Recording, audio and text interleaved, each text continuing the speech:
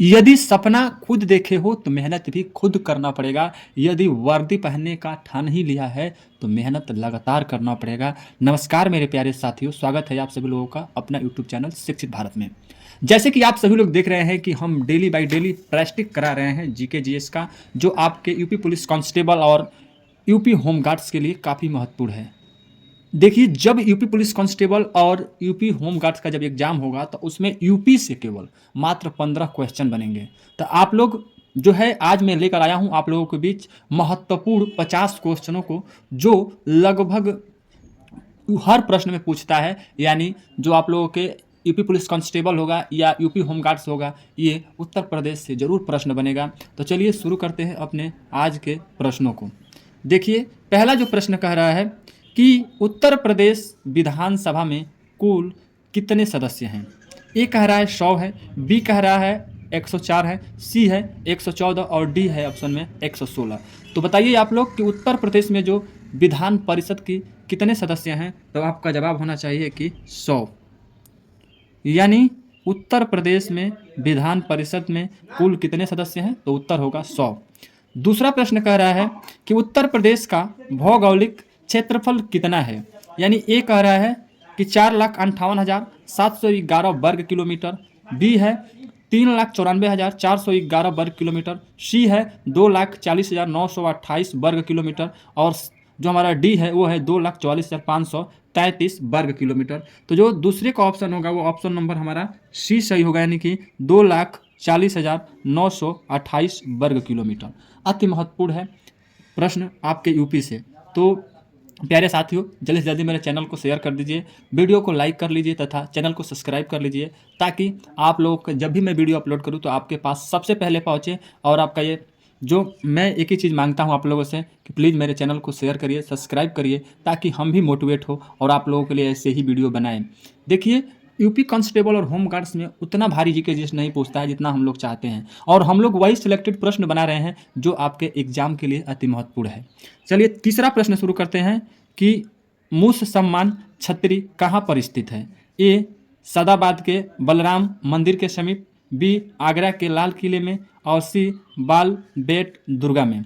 तो जो हमारा तीसरे का ऑप्शन सही है वो है ऑप्शन नंबर हमारा बी है, आगरा के लाल किले में।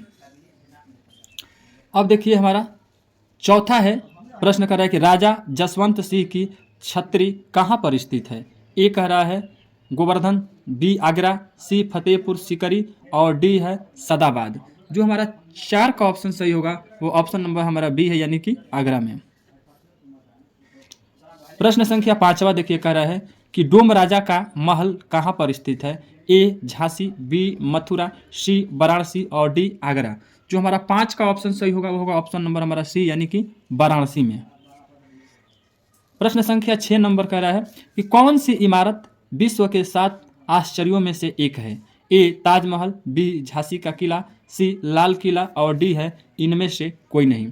जो हमारा 6 का ऑप्शन सही होगा वो होगा ऑप्शन नंबर ए, यानी कि ताजमहल विश्व के 7 आश्चर्यों में से एक है। अब देखिए प्रश्न संख्या हमारा जो है 7वां का कह रहा है कि 14वीं शताब्दी में सरकी सुल्तानों द्वारा स्थापित सरकी किला प्रदेश में कहाँ पर स्थित है। ए बदायूं, बी जौनपुर, सी मेरठ और डी आगरा। तो हमारा जो 7 का ऑप्शन सही होगा वो ऑप्शन नंबर हमारा बी होगा, यानी कि जौनपुर। चलिए शुरू करते हैं अपना 8वां प्रश्न को। 8वां प्रश्न को, उत्तर प्रदेश में स्थित मंगलगढ़ यानी दुर्ग हमीरपुर किस काल में बनवाया गया था। ए है गुप्त काल, बी है चंदेल काल, सी है मुगल काल और डी है कुषाण काल। तो हमारा जो 8 का ऑप्शन सही होगा वो ऑप्शन नंबर हमारा बी है, यानी चंदेल काल। चलिए प्रश्न संख्या 9 है, अवध अंग्रेजों के अधिकार में कब आया।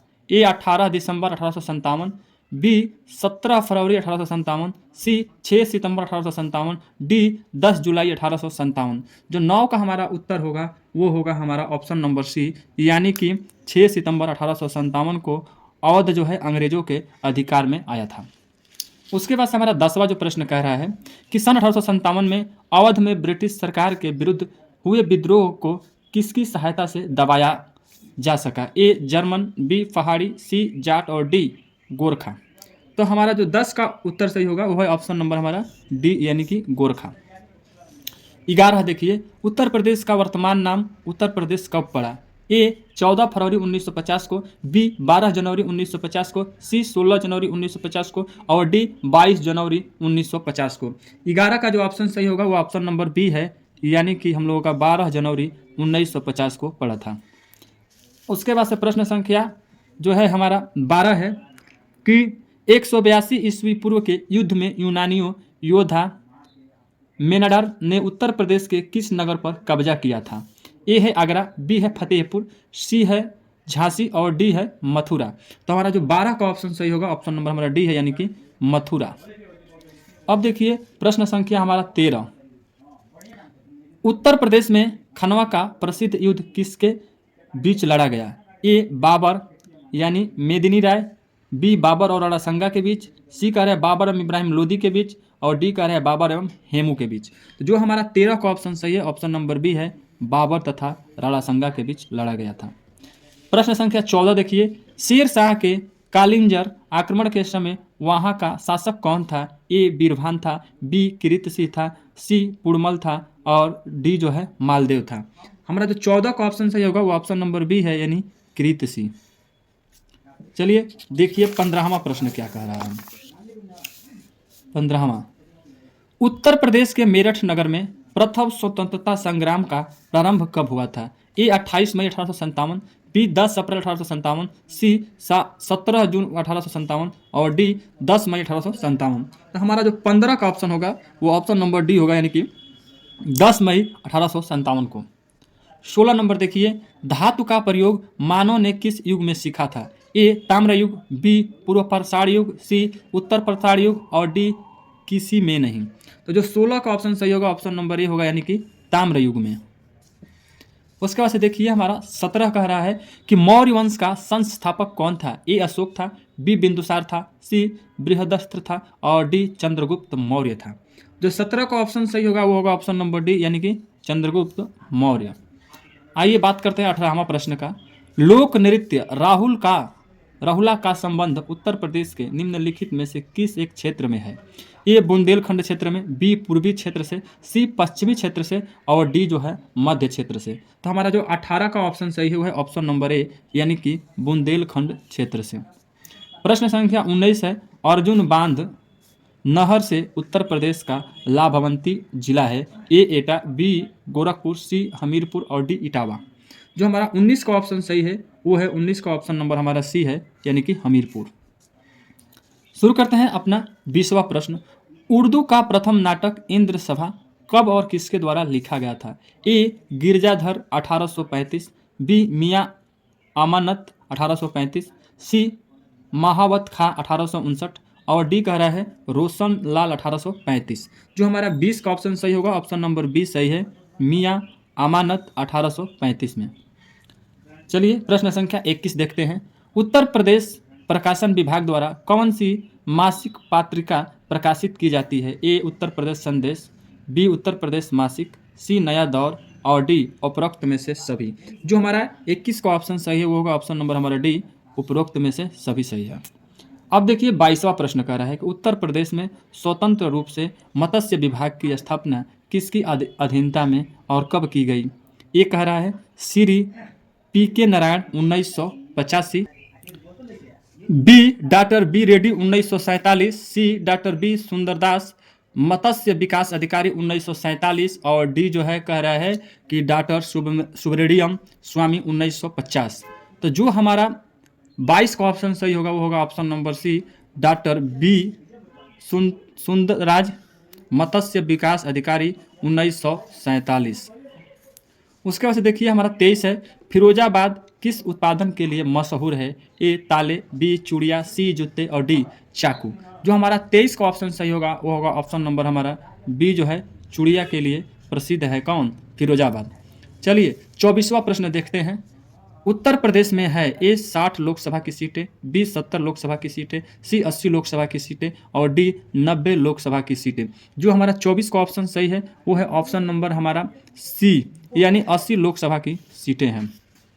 25वां कह रहा है कि धुरिया लोक नृत्य कहाँ है? ए पूर्वांचल का, बी अवध का, सी बुंदेलखंड का, डी रोहेलखंड का। जो हमारा 25 का ऑप्शन सही है वो होगा ऑप्शन नंबर सी यानी बुंदेलखंड का है धुरिया लोक नृत्य। 26वां कह रहा है कि हिंडा लोको स्थापित है कहाँ पे? ए ऑप्शन है मोदी नगर, बी है राबर्ट संगंज में, और सी है रेणुकूट में, और डी है गोंडा में। जो हमारा 26 का ऑप्शन सही है वो है ऑप्शन नंबर सी यानी कि रेणुकूट में। बात करते हैं 27वां प्रश्न। स्वतंत्र भारत के प्रथम प्रधानमंत्री किस प्रदेश से थे? ए गुजरात, बी महाराष्ट्र, सी उत्तर प्रदेश और डी पंजाब। 27 का जो ऑप्शन सही है सी यानी उत्तर प्रदेश के। 28वां देखिए कह रहा है कि उत्तर प्रदेश में मत्स्य पालन का शुभ आरंभ कब हुआ था? ए 1955 में, बी 1944 में, सी 1942 में और डी 1947 में। 28 का जो ऑप्शन सही हुआ ऑप्शन नंबर बी यानी कि 1944 में उत्तर प्रदेश में मत्स्य पालन का शुभ आरंभ हुआ था। 29वां देखिए, भारत में उत्तर प्रदेश जिस पैदावार का सबसे बड़ा यहाँ पे किस रहेगा, किस पैदावार का सबसे बड़ा उत्पादक है वह है ए मसाले, बी खाद्यान्न, सी तिलहन और आप लोगों का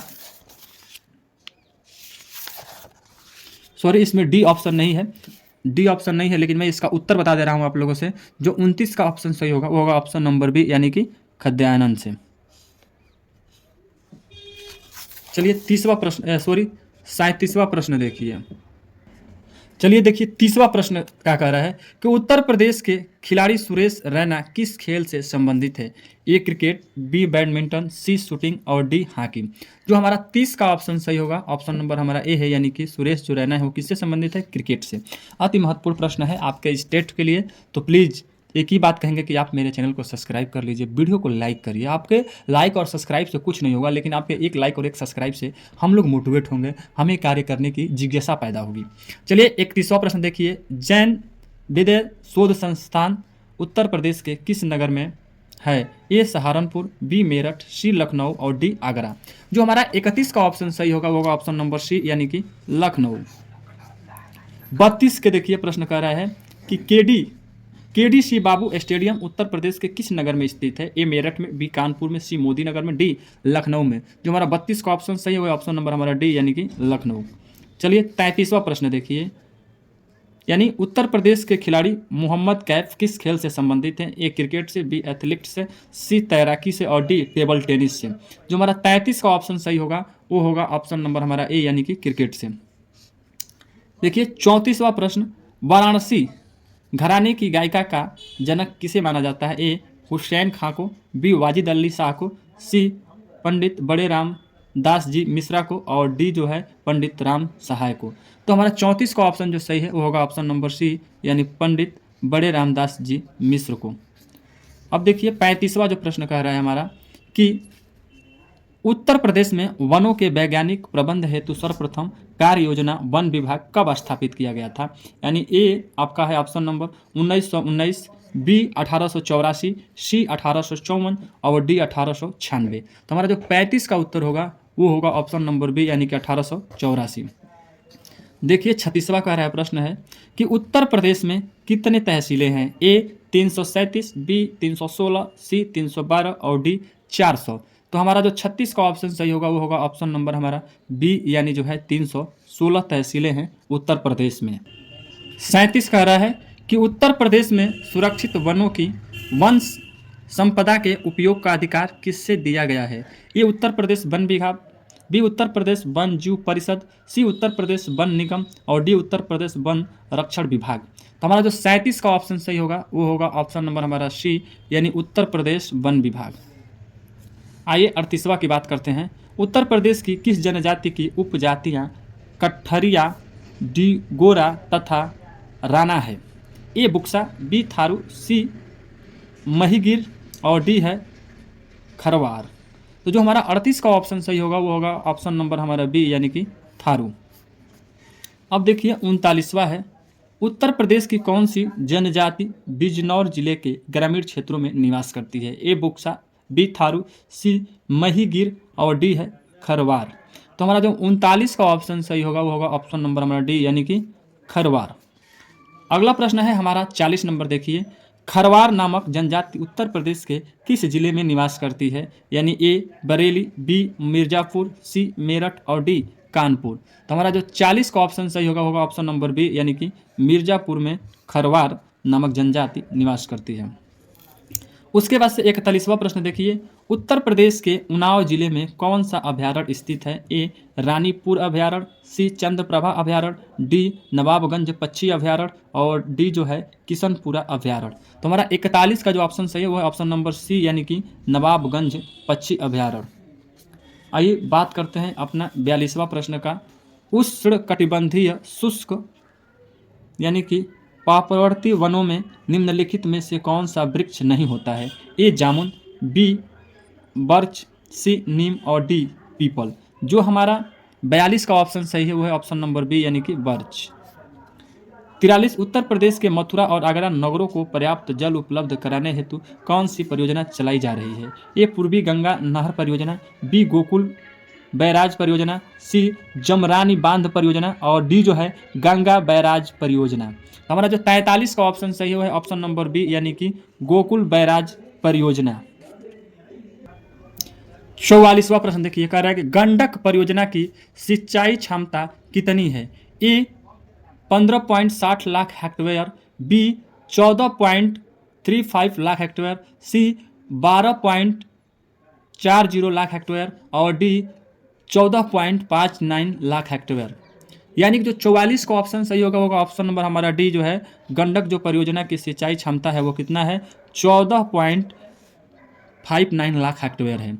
45वां प्रश्न देखिए, उत्तर प्रदेश की प्रमुख नदी रामगंगा की लंबाई कितनी है? ए 500 किलोमीटर, बी 700 किलोमीटर और सी है 600 किलोमीटर और डी है 750 किलोमीटर। तो हमारा जो 45 का उत्तर होगा ऑप्शन नंबर हमारा सी, यानी कि 600 किलोमीटर है लंबाई इसकी। आइए अगला जो प्रश्न कह रहा है 46 कह रहा है, उत्तर प्रदेश में स्थित टांडारी झील का निर्माण कैसे हुआ? ए छोटे छोटे झीलों के समूह से, बी वर्षा के पानी से, सी भूकंप की दरार से और डी उपरोक्त में से किसी से नहीं।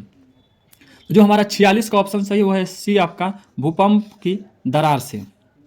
अब अगला जो प्रश्न है 47वां है, उत्तर प्रदेश में भारत राष्ट्रीय पक्षी क्या है? यानी ए सारस, बी बाज और सी चील और डी गिद्ध। तो जो हमारा 47 का ऑप्शन सही वो है सारस, यानी उत्तर प्रदेश का यदि पूछे उत्तर प्रदेश में जो है राजकीय पक्षी हमारा क्या है तो हमारा सारस है। 48वां प्रश्न देखिए, निम्नलिखित में से उत्तर प्रदेश के किस क्षेत्र में तांबा प्राप्त होता है? ए सोनराई ललितपुर में, बी कजराहट मिर्जापुर में, सी सिंगरौली मिर्जापुर में और जो हमारा डी है वो रेणीकोट मिर्जापुर में। तो आपका 48 का जो उत्तर होगा वो होगा ऑप्शन नंबर ए, यानी कि सोनराई ललितपुर में। 49 नंबर देखिए, आप लोग कह रहा है आप लोगों से कि उत्तर प्रदेश में सोना किस क्षेत्र में प्राप्त होता है?